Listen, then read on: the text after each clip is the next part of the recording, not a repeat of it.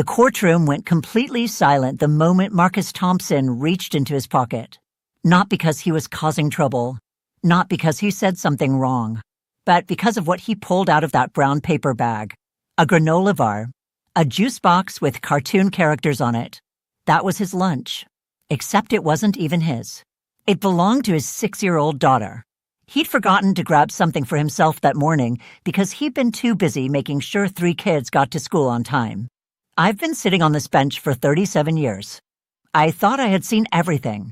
But what this man revealed over the next hour made me question everything I thought I knew about the line between law and justice. Marcus Thompson was 32 years old. His shirt had a small tear near the collar that had been carefully stitched back together. His shoes were worn down but polished clean. Everything about him said the same thing, a man running out of road but refusing to stop moving. He stood before me that Tuesday morning in April facing $5,000 in fines. The city said he'd violated street vendor regulations 17 times in 6 months. Each citation was $300. He paid none of them. Now they'd stacked into a single judgment, and the city wanted its money. I looked at him. "Mr. Thompson, you understand these charges?" "Yes, Your Honor."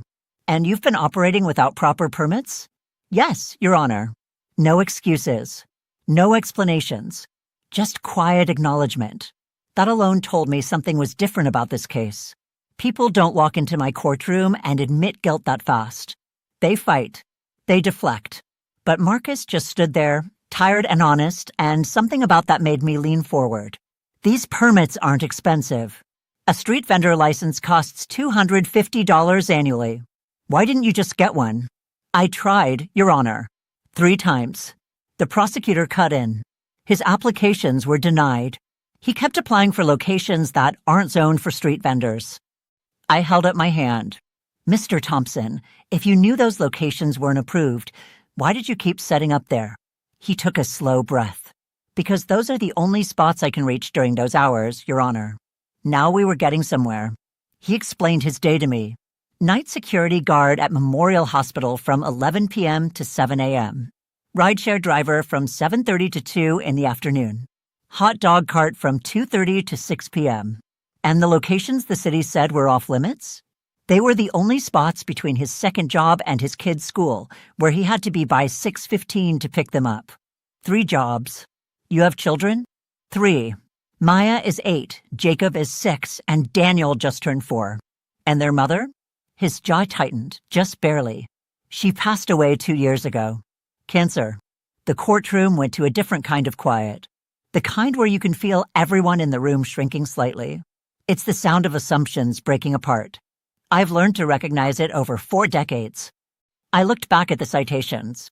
17 violations over 6 months. 1 every 10 days, roughly. Mr. Thompson, why not just stop? Why keep putting yourself in this position? Because I need that third income, Your Honor. Without it, I can't make rent. The prosecutor straightened. Your Honor, while we sympathize with the defendant's situation, the law is clear. These regulations exist for public safety. We can't make exceptions based on personal circumstances, or everyone would claim hardship. He wasn't wrong legally. That's what made this so hard. But I didn't get to this bench by only caring about what's legal. I got here by caring about what's right. And sometimes those 2 things stand on opposite sides of a courtroom staring at each other. I asked Marcus to walk me through his entire day from the moment he woke up. The prosecutor looked confused. Marcus looked confused. But I had a reason for asking. I always do. He woke up around 10 a.m. after 3 hours of sleep. Got the kids ready. Made breakfast. Packed lunches. Checked homework. Dropped them at school by 11:45. Started his rideshare shift.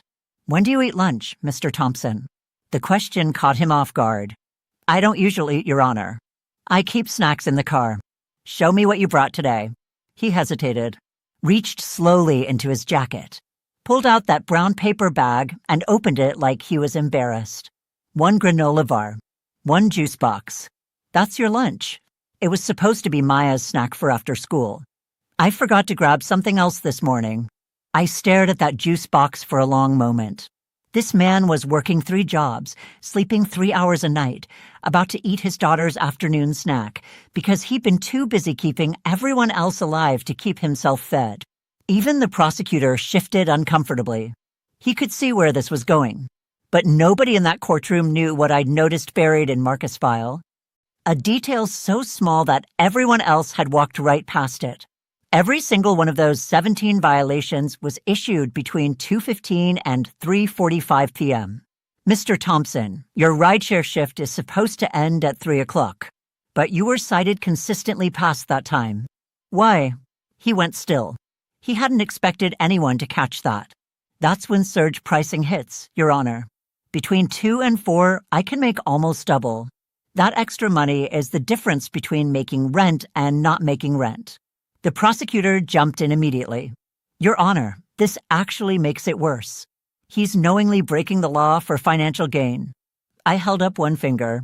Everyone in my courtroom knows what that means. Be quiet. Let me think. Mr. Thompson, when you're late picking up your kids, where do they wait? The school has an after-hours program. It costs $15 per child per hour.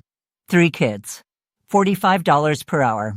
If he was running 30 to 45 minutes late consistently, that was another $30 to $45 every single time.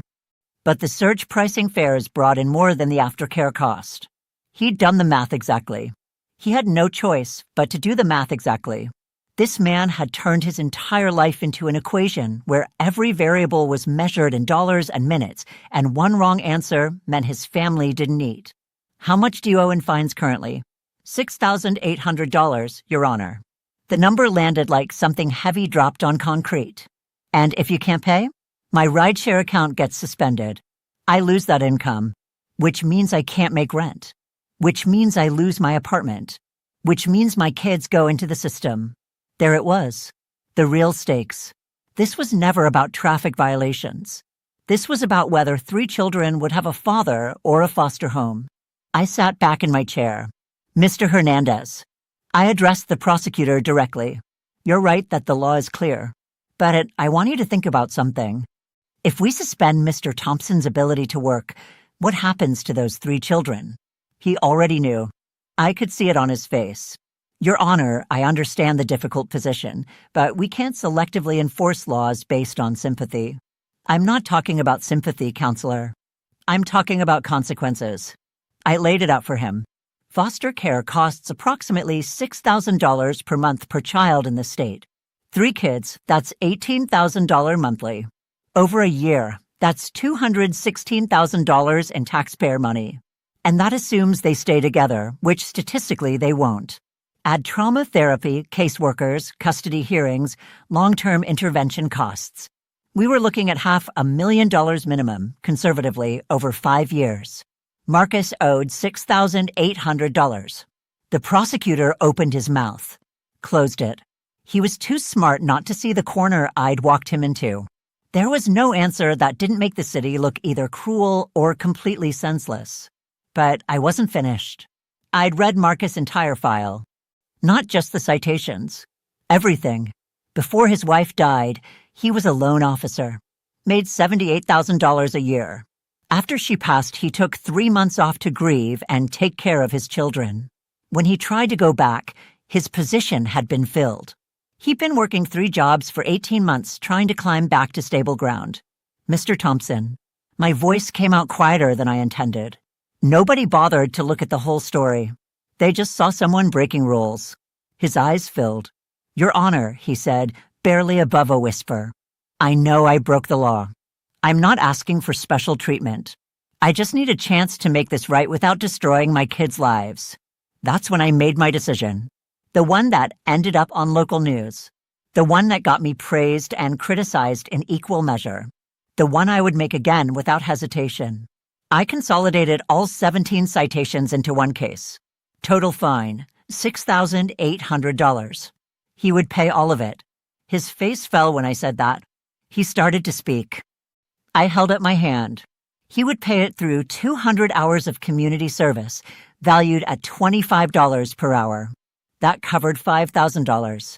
The remaining $1,800 would be paid in monthly installments of $50 over 3 years. No interest. The prosecutor stood immediately. Your Honor, the law doesn't allow for community service in commercial driving cases. The law allows me discretion in sentencing, Counselor. I'm exercising it. I turned back to Marcus.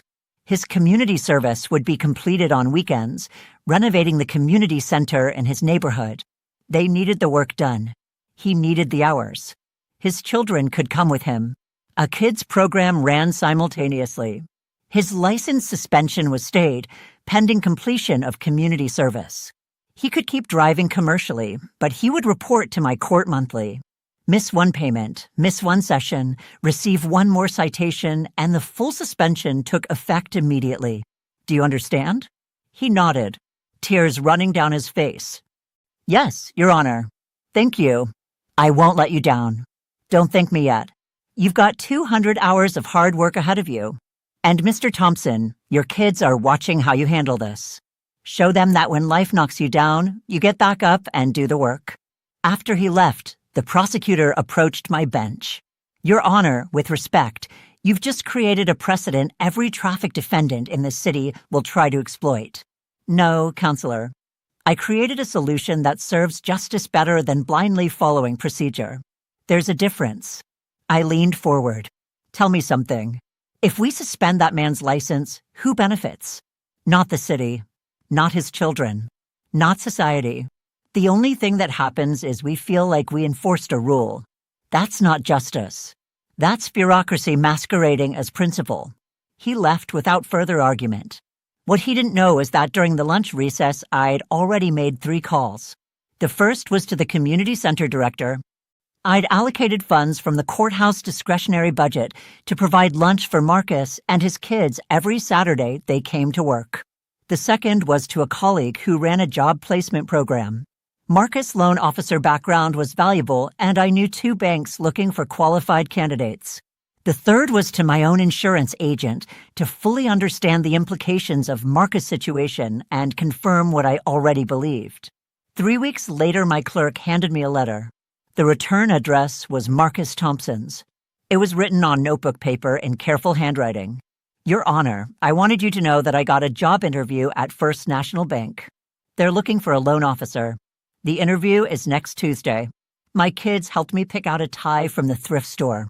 Whatever happens, I wanted to thank you for giving me a chance to stay in their lives while I fix my mistakes. We completed our first weekend of community service. The center director said Emma asked if she could help paint the children's room. She told him, "My dad says when someone gives you a chance, you give back twice as much. I am teaching them that because you taught me. Respectfully, Marcus Thompson." I read it 3 times. Then I put it in the drawer where I keep the reminders of why this job still matters. Marcus got the job. Started at $52,000 a year. Not what he made before, but enough. He came down to 1 job. Started sleeping more than 4 hours a night. His kids stopped arriving at school exhausted. 6 months after sentencing, he came back to my courtroom. Not because he was in trouble. Because he completed all 200 community service hours early and wanted to make 3 months of payments in advance. He showed me a photo on his phone. Emma, standing in front of the newly renovated children's room at the community center. Bright yellow walls. New shelves full of books. A reading corner with soft cushions. Your Honor, you could have taken my license. You would have been justified. His voice was thick. Instead, you gave me a chance to show my kids that mistakes don't define you. How you handle them does. He paused. Emma told me yesterday she wants to be a judge when she grows up. She said judges help people fix their lives instead of just punishing them. That moment. That is why I have stayed on this bench for 4 decades. But the story didn't stop there, because one good decision makes ripples you cannot predict. The community center director called 2 months later. After Marcus finished his service, 7 other people from the neighborhood had volunteered to help with renovations. They'd heard what happened. They wanted to contribute. The center now had a waiting list of volunteers. People who wanted to give back to their community but hadn't known how. The director asked if I could create a formal program where people with traffic violations could choose community service. He had projects lined up for a full year. I called a meeting with the city prosecutor, the public defender's office, and community leaders. We built what became the Restorative Justice Traffic Program. Defendants with clean records facing license suspension due to unpaid fines could apply for community service options. Not everyone qualified. Repeat offenders, DUI cases, reckless driving were excluded. But people like Marcus, people who made mistakes while surviving impossible circumstances, they got a path forward. The program launched 4 months after Marcus' case. In the first year, 63 people participated. The city saved an estimated $1.2 million in foster care and social services costs. The community center completed full renovations. 3 local parks received new playground equipment. 61 out of 63 people kept their licenses. 61 families stayed together. That's a success rate no traditional punishment model has ever come close to producing. Marcus became something nobody expected, a mentor. When new participants entered the program, the center director would introduce them to Marcus. He'd tell his story, show them what was possible when you committed to the work. I watched this man transform from someone who couldn't see past his next shift into someone helping others navigate the same storms he'd survived. That's not getting away with something. That's redemption. Not the absence of consequences, but the transformation that happens when consequences are paired with opportunity. People always ask me, aren't you just letting people off easy? What about accountability? Marcus worked 200 hours. He paid back every cent. He completed financial counseling. He did far more than he would have if I'd simply suspended his license and moved on. The difference is that his accountability built something instead of destroying something. That's not soft. That's strategic. The traditional path would have cost Marcus his job, his apartment, and his children. It would have cost the state roughly $500,000 over 5 years in foster care, legal proceedings, and intervention services. Also, we could feel like we enforced a rule. Which one actually sounds tougher? What I've learned in 43 years is this. Punishment without purpose doesn't rehabilitate anyone. It satisfies our desire for retribution, but it doesn't solve problems. It manufactures new ones. Real justice asks a different question. Not how do we make this person suffer for what they did, but how do we address the harm and prevent it from happening again? Marcus Thompson didn't need a lecture. He needed a chance. And when he got that chance, he didn't just take it. He multiplied it for everyone around him. Emma Thompson is 14 now, honor roll student, captain of her school debate team. She still wants to be a judge. Her father says she holds mock trials at home with her younger brother, who apparently plays a very dramatic defendant. Last month, Marcus brought his family to the community center for the 5th anniversary celebration of the renovations. When I arrived, I saw something that made every hard decision worth it. The children's reading room that Emma helped design is named the Thompson Family Learning Center. There's a plaque on the wall explaining it was created through community service by someone who wanted to give back. Marcus hadn't asked for that. The director did it because the work Marcus started had inspired every volunteer who came after him. I stood in that room watching children sprawled across cushions reading books, and I thought about where Emma and her brothers might have been if I'd made a different choice 3 years ago. Separated from their father, bouncing between foster homes, carrying trauma that takes decades to process. Instead, they were there, laughing, proud of what their family had built. That is what justice looks like when it's working. Not vengeance. Not punishment for its own sake. Accountability that creates change instead of generational damage. 63 families stayed together because someone asked a different question. Not how do we punish this, but how do we fix this? That shift, that willingness to see the whole picture instead of just the violation, that is what separates justice from bureaucracy. Marcus Thompson walked into my courtroom expecting the worst and hoping for mercy. What he got was neither. He got justice. Real justice. The kind that acknowledges harm, demands accountability, and then opens a door toward who a person is actually capable of becoming. And that yellow room full of children reading books. That's what happens when we choose to build instead of just destroy.